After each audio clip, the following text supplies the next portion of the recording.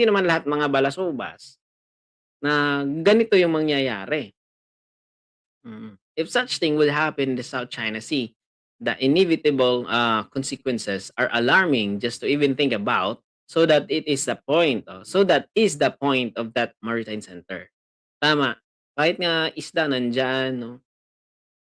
Delikado. Hindi malabong mangyari 'pag, may mga hidwaan. Kaya pumunta nga dun, sa ASEAN, nag-attend sa ASEAN ang ating, at dito ginanap sa Pilipinas, 'no? At ang ganda ng speech po ng ating, Pangulong Bongbong Marcos na sinabi at sinasabi ni Kong Kulong na bobo, walang tinapos itong si, President Bongbong Marcos. Kung magharap nga sila siguro, ang bobo sa kabubuhan pa lang ng presidente, katilinuhan na nila 'no? Ito buhay, no script, direct to the point na magsalita. Oh, i-compare niyo nga, 6 na taon, oh, at ilang taon kayo naging, congressman o ano, may batas ba silang napatupad? Lagi silang absent 'no, dahil ano, galit?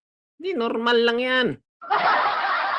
Normal nga dati yung patayan 'di ba, murahan 'no, balahuraan, rape at kung ano-ano pa. Ngayon normal din 'yan.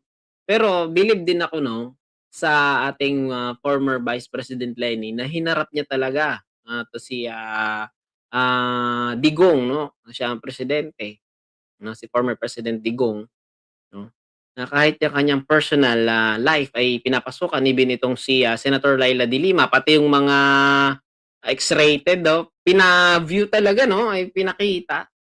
Anak ng buhay. Iba yung usapin sa ano, iba naman yung usaping personal. Pero pati personal dinadawit 'no. Nakita niyo yung kabastusan ng mga Duterte? Hindi tulad dito ni President Bongbong Marcos, he is a formal guy 'no, at alam naman natin may mga bodyguards pa rin, may mga punyan, may gumagawa ng mga trabaho diyan sa ilalim. Pero to protect our president, hindi yung para balahurain yung president, 'no? Kasi nung panahon naman 'no, Digongyo, panahon naman ng former president 'no, nirespeto natin tsaka hindi na siya respeto, eh, 'no? At saka yung pangbabalahura, bubunganga, pang-yudipoters ng mga salita, naging normal na-normalize 'no. Kaya kahit ngayon pati mga professional grabe na magmura, eh, 'no, naging bobo na. Eto, maraming nasasaktan, pero itong sinabi ni President Bongbong Marcos hindi po malabong mangyari ito, 'no, 'pag ganito. Hindi natin alam, eh, 'no, sa pagdating ng panahon. Kaya nga, meron silang, ugnayan talaga ng Cambodia at ano, 'di ba, kailangan may peace. Irespeto natin yung bawat isa, tsaka talaga may ano, may, pagkakaisa for, protection naman ng bawat, sambayan ng bawat sambayanan sa kanya-kanyang bansa. Pero eto siyempre, the consequences of this is, hindi talaga ano, it is alarming talaga mga kasubaybay, mga ka-sponsor. Hindi talaga siya malabong mangyari 'no, kung patuloy pa rin yung ganitong usapin lalo na sa South China Sea, yung, hidwaan 'no, bangayan 'no, agawan ng teritoryo 'no. Kaya nga sabi sa kanta, "Teritoryo namin 'to," 'di ba? Sa babang mga ka-sponsor, you need to respect 'no, bakuran ko 'to, oh.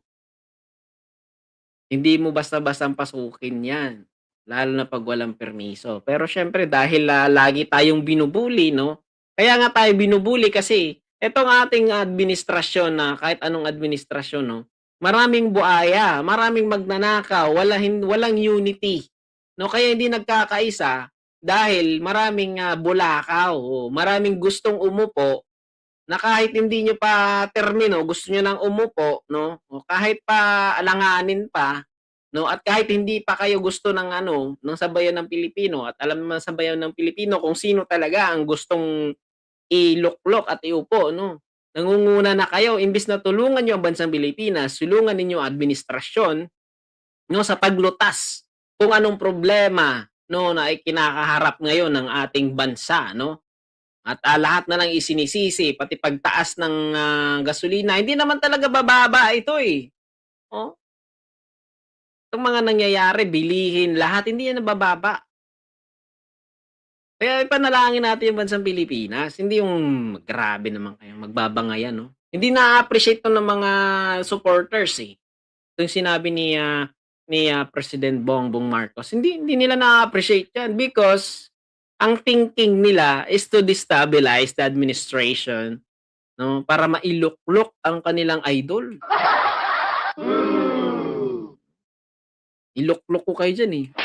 No? Ano gusto nyo? Luklok? Sulok-sulok? Ha?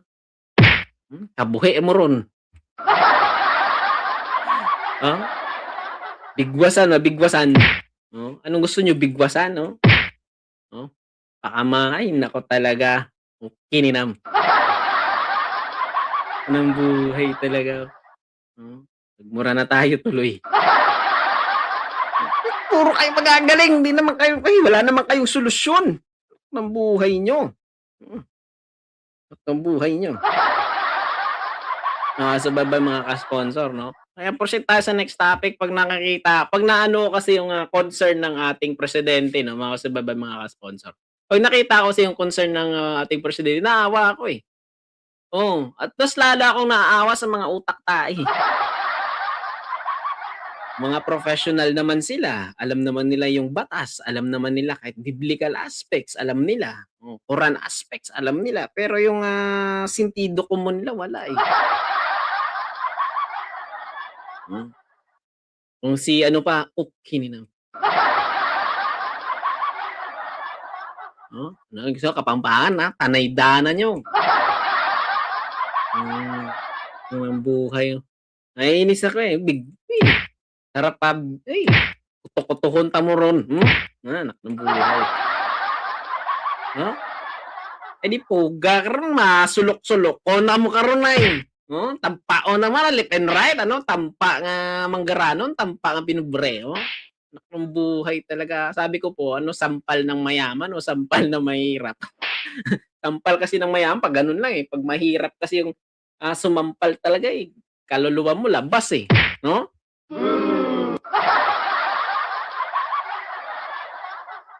Talaga.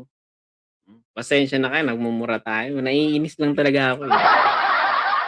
Ito, breaking news! Ito. Palakpakan natin. Dito ako natutuwa, mga subaybay mga ka-sponsor. Ito yung ikinatutuwa ko at medyo may lungkot din. Pero mas natuwa talaga ako.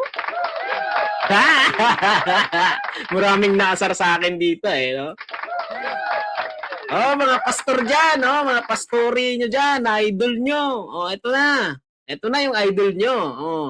Nicholas pa naman, biblical pa naman yung pangalan. Anak ng buhay talaga, breaking news, Breaking news, mainitin na balita. Kanilang madaling araw pa lang ito, anak ng buhay. Nicholas Kaufman, Ay, nako talaga, Jacobs are withdrawing as a defense counsel for former President Rodrigo Duterte in the ICC case. Anak ng buhay nyo. Anak ng buhay. Ano?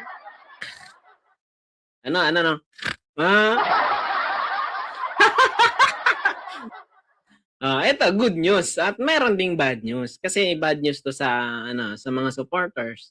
At sabi naman ng iba, mga sababay mga sponsor, delaying tactics lang yan. At ito pinakamasakit na katotohanan din ng sabi sa comment section. Itong sabi nila, baka kinulang. Kinulang sa tirada. Alam nyo na, padulas. Sabi naman ng iba sa comment section nito, sa babay mga ka-sponsor, baka kinulang daw sa pera ng bayad. Kaya nag-withdraw. Dalawa lang yan eh. Nag-withdraw siya dahil gusto niyang magpa-withdraw. Kuha niyo. Mga kasubay mga ka-sponsor, mga kababayan, Ay, nako talaga. Kuha niyo. Dalawa lang yan. Nag-withdraw or gustong magpa-withdraw. Oh, 'di ba makasubaybay mga ka-sponsor? Dalawa lang 'yan, 'yan ang pinakamasakit na katotohanan. Without delaying tactics, marami daw talaga buaya. Ang sabi naman iba kasi ito si Trillanes, binayaran nitong ICC kaya umatras si Kochman. Anak naman talaga, ano? Ano? Halikan ko na lang kayo sa noo para hindi kayo masaktan. Anak ng buhay naman talaga, oh. Ay naku, 'yan ang katotohanan. 'Pag nasobrahan kasi sa yabang, 'no. Ako alam ko medyo nasasaktan din kayo dahil medyo mayabang din, 'no, aminin natin 'yan. Pero ano lang 'to, yung parang, para hindi naman kayo ma-stress or kung nagdadagdag ako ng stress niyo, pasensya na ho. Oh, 'di ba po? Pero kung, nagdadagdag ako ng kasiyahan niyo, eh, di mas maganda 'yun, oh, 'di ba? Kung maiinis naman kayo sa'kin, eh, di kalmahan niyo lang, eh, baka mainit pa naman yung panahon ngayon 'no, at saka maraming naha-high blood po ngayon 'no. Kalma-kalma muna, uminom kayo ng, maintenance 'no, uminom kayo ng tea, at saka kumain ng halo-halo. Magpalamig kayo, oo. Hindi hindi utak ang laban ay hindi pa ano dito, hindi emosyon ang labanan dito, eh, utak at puso. Kailangan kalmado ka. Eh, tulad nito kalmado lang sila, ngayon eto na lumabas na si Kaufman umatras, anak ng buhay. 'Di ba? Kamusta buhay-buhay, Sabi ng iba baka nakulangan sa hanap buhay, 'Di ba sa inyo po mga sababay mga ka-sponsor, anong masasabi niyo? Dalawa lang 'yan, eh, nag-withdraw dahil kulang sa or nagpapa-withdraw or dahil, hindi niya na talaga kinaya, 'no? Una, baka hindi niya kinaya i-defend si poon ng mga Duterte, ay mga DDS, poon nila. Or pangalawa 'no, ay baka nakikita niya rin mga sumabay mga ka-sponsor na may, matibay talaga na ebidensya at hindi niya na puwedeng, i-deny pa yung katotohanan that, the late tuloy, sorry. That our former President Digong 'no, ay, grabe talaga ang patayan sa panahon niya 'no, pero at the back of it meron palang mga hidden agendas 'no, naging, economic advisor niya pa itong mga known na mga drug lords 'no, naging mga kaibigan niya pa, mga subaybay mga ka-sponsor.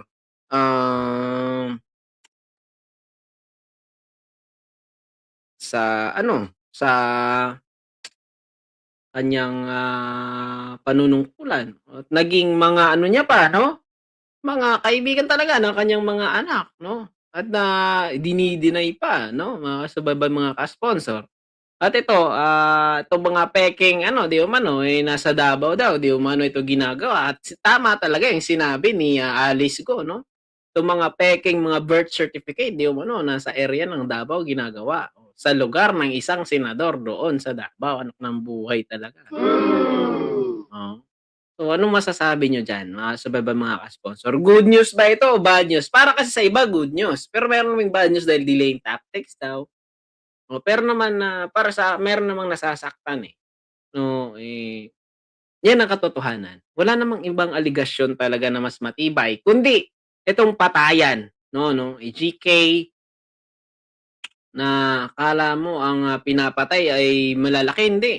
Actually, itong mga napatay sila, Odicta 'no, sila Prebindido 'no, yung, Melvin Odicta, Prebindido, sila Bunjing 'no, at ang iba ay, hindi napatay dahil, ano, matitibay din talaga mga sikmura.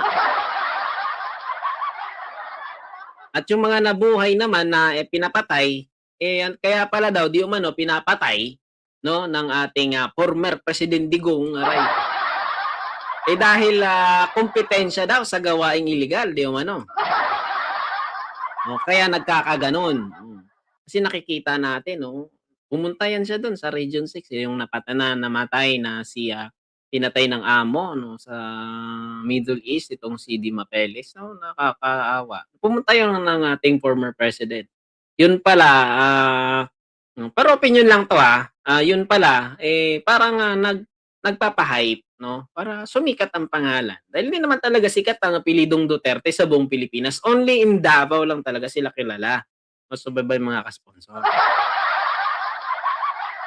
Kaso lang sa Davao kasi 'pag loyalista ka or against ka sa mga Duterte, dalawa lang ang pagkalalagyan mo. Either papatahimikin ka, warningan ka, or either patahimikan ka ng tuloy-tuloy. Oo. Oh, sino yung mga Bisaya dito, magbibisaya ako 'no.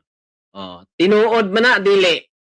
Oh, mga kasubaybay, mga ka-sponsor, amo ang mga sato ang mga kahigalaan ra 'no, mga kabay, mga kabesh, mga kabay 'no, mga makadang ug mga dong dira, mga dang ug mga do 'no, sa Cebu, sa mga bul-anon nga mga lengguwahe 'no. Mega love shoutout po pala sa lahat ng mga taga Cebu 'no. Tinuod man jud na, dili man jud ta ka-deny ana. Magbisaya muna ako pero lahat naman siguro nakakaintindi 'no, halos. Dili man jud ta ka-deny ana. Kung sa Ilonggo pa, hindi tanaya ma-deny, malambing kami kasi ano kami, ligay nun, eh.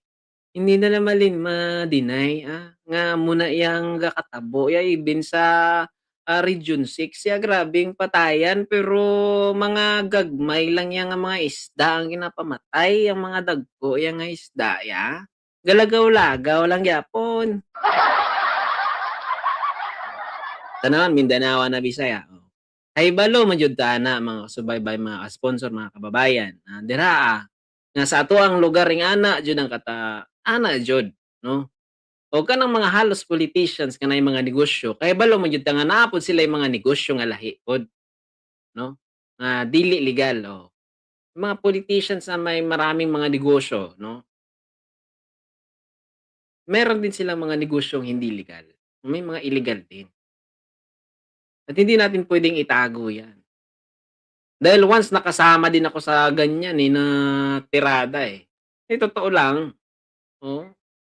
Sako-sako talaga ang pera lalo na 'pag eleksyon, sako-sako 'yan mga subaybay, mga ka-sponsor hindi natin puwedeng i-deny 'yan.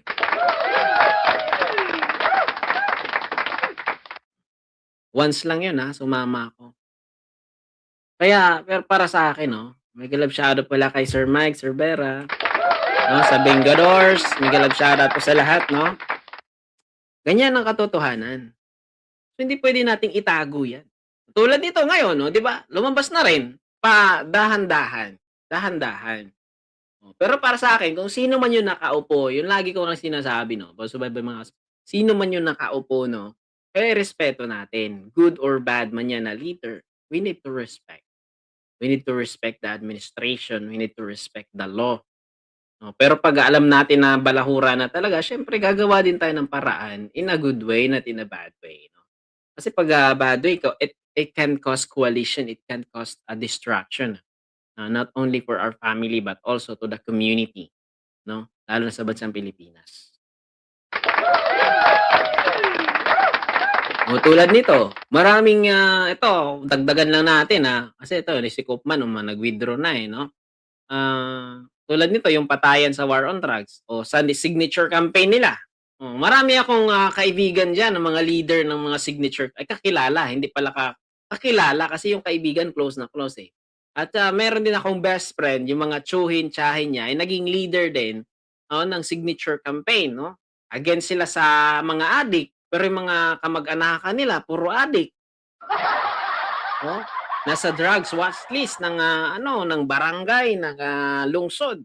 Anak ng buhay 'no, may anak pa ng kapitan na kamag-anak din nila na nahulihan din, na nagbebenta talaga ng, ipinagbabawal na gamot. Makakilala ka, ayoko lang sabihin yung ano, yung, tawag nito, yung, apelyido. Kaya nga sa aking Facebook account medyo ano sila, medyo iba na. May nag-comment pa nga dun, tiyuhin talaga ng best friend ko. Sabi niya, "Balang araw mahuhuli ka rin boy." Oh, 'di ba? Anak ng buhay talaga, 'no? Tapos yung tirada nila 'pag nalasing 'yan Bibliya yung, pulutan, pero yung mga ugali talaga Satanas, 'no? Ng buhay talaga, 'no?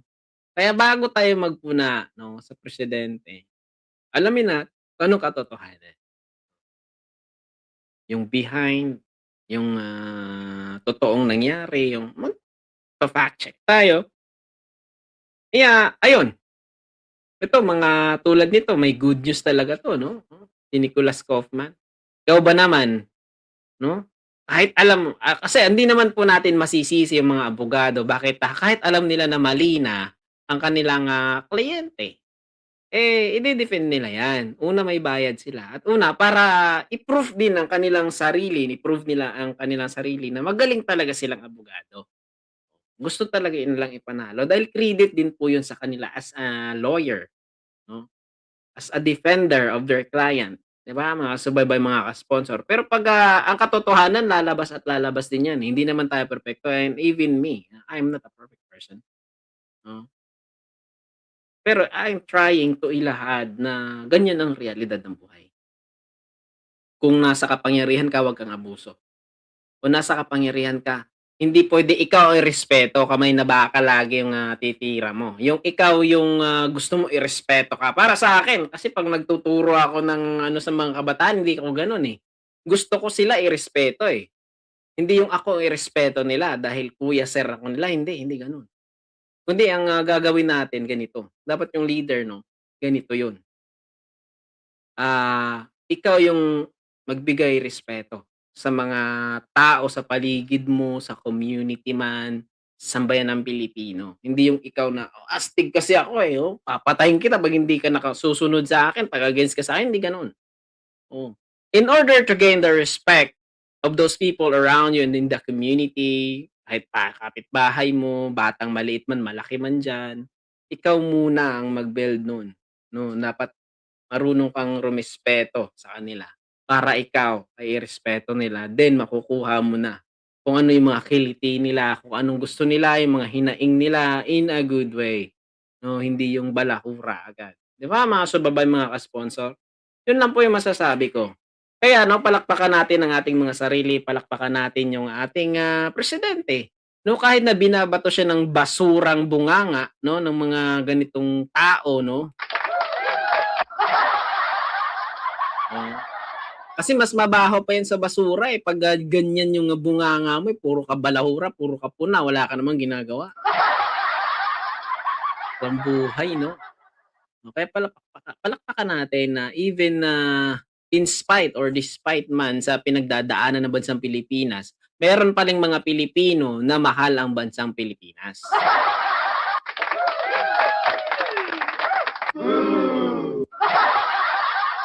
Oo.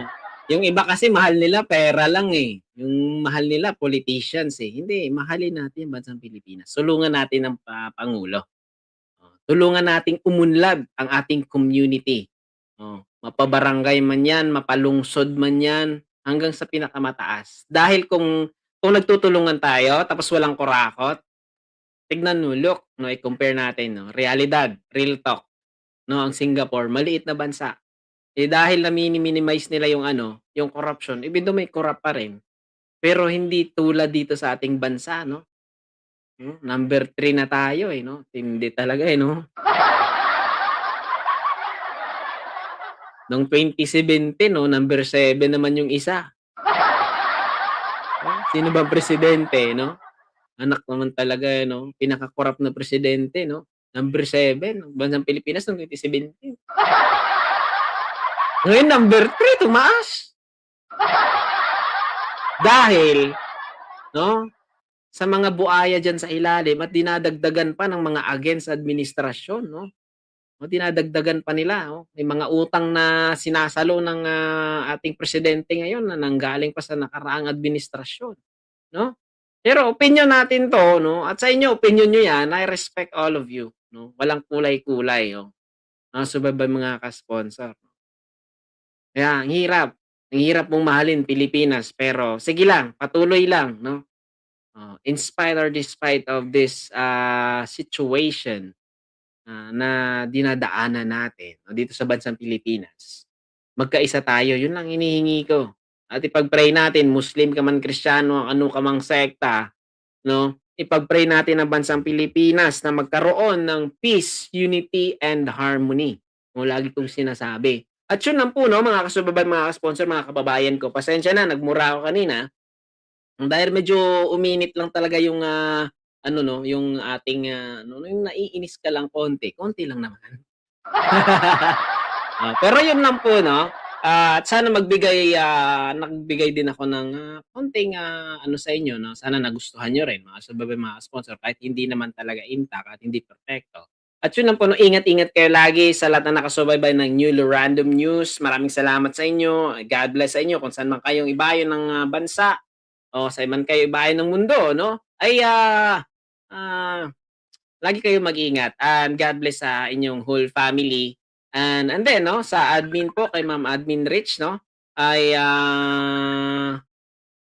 ingat kayo lagi 'no, ma'am, at, lagi kayong ano, lagi kayong, mag-pray din 'no, na for safety your family, Banat Boy 'no, TPL3, sa siyempre sa atin namang, munting channel 'no, Mr. Sponsor ang inyong ka-sponsor. Lagi tayong nababalawra dahil nawawala yung kuryente. 'Pag gabi na talaga 'no, whole night pa talaga anak ng buhay.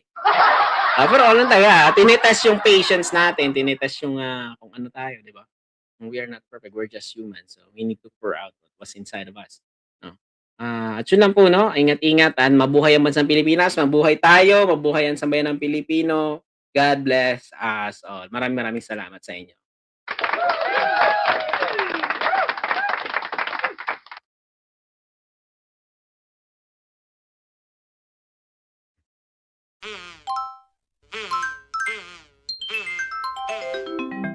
Kakulango.